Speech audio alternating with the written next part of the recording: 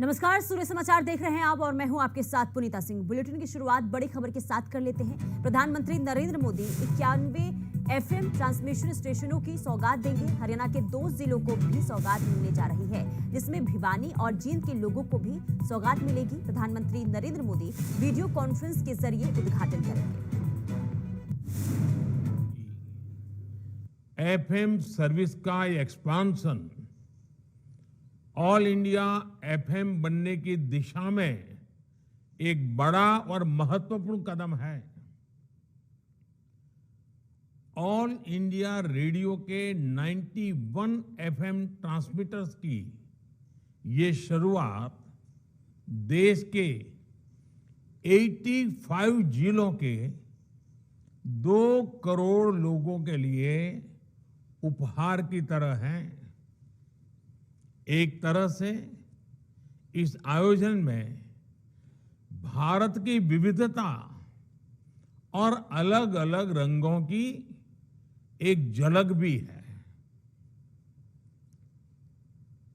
जिन जिलों को कवर किया जा रहा है उसमें एस्पिरेशनल डिस्ट्रिक्ट्स, एस्पिरेशनल ब्लॉक्स, उनको भी सविशेष इसका लाभ मिल रहा है।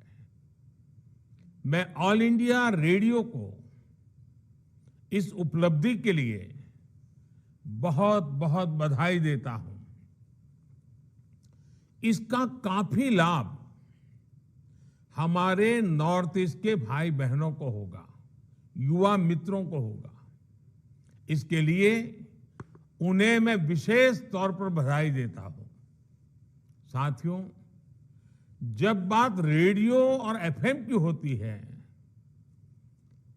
तो हम जिस पीढ़ी के लोग हैं, हम सबका रिश्ता एक भावुक श्रोता का भी है। और मेरे लिए तो ये भी खुशी है कि मेरा रिश्ता एक होस्ट का भी बन गया है। अभी कुछ दिन बाद ही मैं रेडियो पर मन की बात का 100वां एपिसोड करने जा रहा हूं। मन की बात का ये अनुभव देशवासियों से इस तरह का भावनात्मक जुड़ाव केवल रेडियो से ही संभव था। मैं इसके जरिए देशवासियों के सामर्थ्य से जुड़ा रहा, देश की सामूहिक कर्तव्य शक्ति से जुड़ा रहा।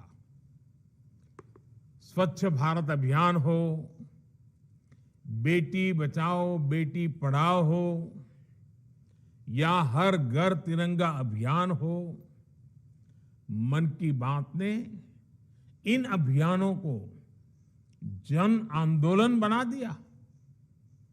इसलिए एक तरह से मैं ऑल इंडिया रेडियो की आपकी टीम का भी हिस्सा हूं। साथियों, आज के इस आयोजन की एक और खास बात है। ये वंचितों को वरीयता की सरकार की नीति को आगे बढ़ाता है, जो अब तक इस सुविधा से वंचित रहे, जिन्हें बहुत दूर दराज में रहने वाला माना जाता था, वो अब हम सभी से और ज्यादा कनेक्ट होंगे।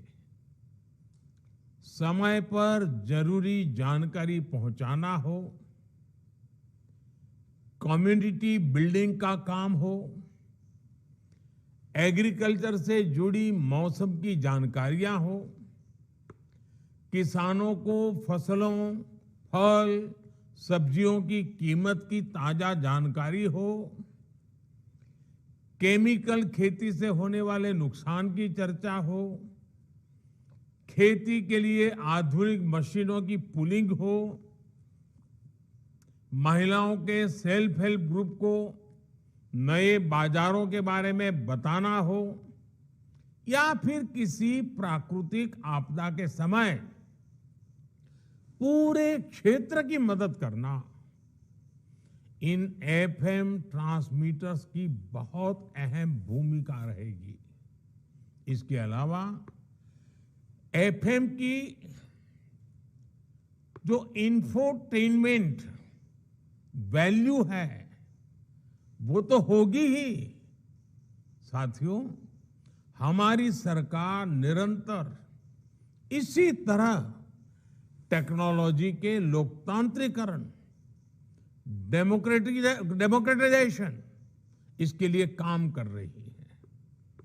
भारत अपने सामर्थ्य का पूरा इस्तेमाल कर पाए, इसके लिए जरूरी है कि किसी भी भारतीय के पास अवसरों की कमी न हो। आधुनिक टेक्नोलॉजी को सभी के लिए एक्सेसिबल बनाना, अफोर्डेबल बनाना, इसका बहुत बड़ा माध्यम है। आज भारत में जिस तरह गांव-गांव तक ऑप्टिकल फाइबर पहुंचाया जा रहा है, मोबाइल और मोबाइल डेटा दोनों की कीमत इतनी कम हुई है, उसने एक्सेस टू इंफॉर्मेशन को बहुत आसान बना दिया है। आजकल हम देखते हैं देश के कोने-कोने में, गांव-गांव में नए डिजिटल एंटरप्रेन्योर्स बन रहे हैं। गांव के युवा गांव में रहते हुए ही डिजिटल टेक्नोलॉजी का लाभ उठाकर कमाई कर रहे हैं। इसी तरह जब हमारे छोटे दुकानदारों को, रेहड़ी पटरी वाले साथियों को इंटरनेट और यूपीआई से मदद मिली, तो उन्होंने बैंकिंग सिस्टम का लाभ लेना भी शुरू कर दिया। आज टेक्नोलॉजी की मदद से हमारे मछुआरे साथियों को मौसम संबंधी सही जानकारी सही समय पर मिलती है। आज टेक्नोलॉजी की मदद हमारे लघु उद्यमी अपने प्रोडक्ट्स देश के कोने-कोने में बेच पा रहे हैं। इसमें गवर्नमेंट ई मार्केट प्लेस यानी जेम से भी उन्हें मदद मिल रही है।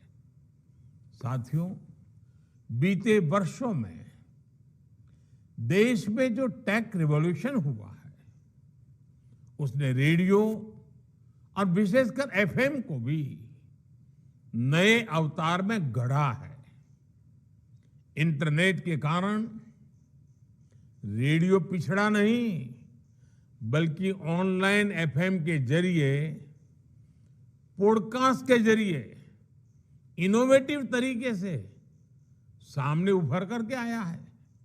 यानी डिजिटल इंडिया ने रेडियो को नए लिसनर्स भी दिए हैं और नई सोच भी दी है। यही रिवॉल्यूशन आप संचार के हर माध्यम में देख सकते हैं। जैसे आज देश के सबसे बड़े DTH platform DD free dish की सेवा 4 करोड़ 30 लाख घरों में पहुंच रही है। देश के करोड़ों ग्रामीण घरों में, बॉर्डर के पास वाले इलाकों में आज दुनिया की हर सूचना रियल टाइम में पहुंच रही है। समाज का जो वर्ग दशकों तक कमजोर और वंचित रहा, उसे भी फ्री डिश से एजुकेशन और एंटरटेनमेंट की सुविधा मिल रही है। इससे समाज के अलग अलग वर्गों के बीच असमानता दूर करने और हर किसी तक क्वालिटी इंफॉर्मेशन पहुंचाने में सफलता मिली है। आज डीटीएच चैनलों पर विभिन्न प्रकार के एजुकेशन कोर्सेज उपलब्ध है। एक से बढ़कर एक यूनिवर्सिटी का ज्ञान सीधे आपके घर तक पहुंच रहा है। कोरोना काल में इसने देश के करोड़ों विद्यार्थियों की बहुत मदद की है। डीटीएच हो या फिर एफएम रेडियो, इनकी ये ताकत हमें फ्यूचर इंडिया में झोंकने के लिए एक विंडो देती है। हमें इसी भविष्य के लिए खुद को तैयार करना है। साथियों, एफएम ट्रांसमीटर से बन रही इस कनेक्टिविटी का एक और आयाम है। देश की सभी भाषाओं और विशेष रूप से 27 बोलियों वाले इलाकों में इन एफएम ट्रांसमीटर्स से ब्रॉडकास्ट होगा। यानी ये कनेक्टिविटी सिर्फ कम्युनिकेशन के साधन को ही आपस में नहीं जोड़ती, बल्कि लोगों को भी जोड़ती है।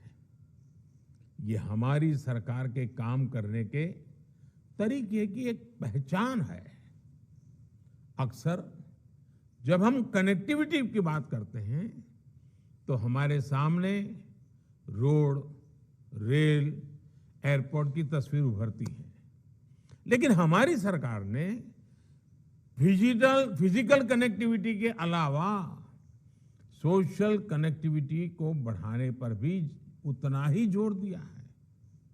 हमारी सरकार कल्चरल कनेक्टिविटी और इंटेलेक्चुअल कनेक्टिविटी को भी लगातार मजबूत कर रही है। जैसे पिछले 9 वर्षों में हमने पद्म अवार्ड, साहित्य और कला अवार्ड के द्वारा देश के अलग अलग हिस्सों के रियल हीरोज को सामने सम्मानित किया है। पहले की तरह पद्म सम्मान सिफारिश के आधार पर नहीं, बल्कि देश और समाज की सेवा के आधार पर दिया जाता है। आज जो पद्म सम्मान पाने वाले साथी हमारे साथ जुड़े हैं, वो इसे भली भांति जानते हैं।